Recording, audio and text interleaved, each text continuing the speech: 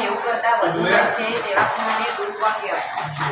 જે ખૂણાનો સરળ કોણ અને 180 થી મોટો કોણ 360 થી નાનો ખૂણો હોય એનો વિપરીત કોણ કહેવાય.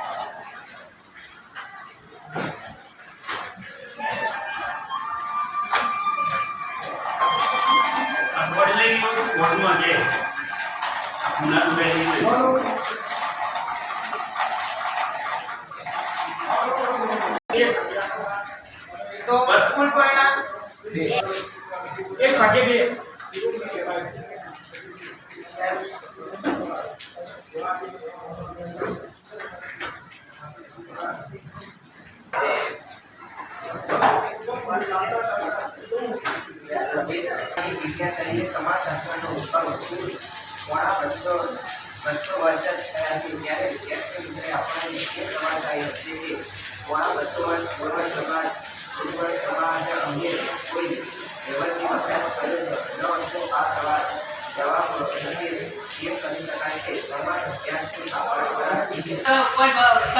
સાબિત ના કર્યો.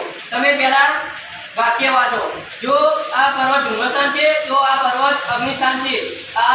આ પર્વત અગ્નિસ્થાન નથી. ભાઈ વભળજે. તેથી આ પર્વત અગ્નિસ્થાન નથી. તેથી આ પર્વત ધુમ્રસ્થાન પણ નથી. વાપરી લીધું. ભાઈ ક્વેશ્ચન તારે હવે એ સાબિત કરવાનું કે આ નિષેધ કેવી રીતે કે એ રીતે આ નિષેધ બહાર નથી છે. સમજી ગયો?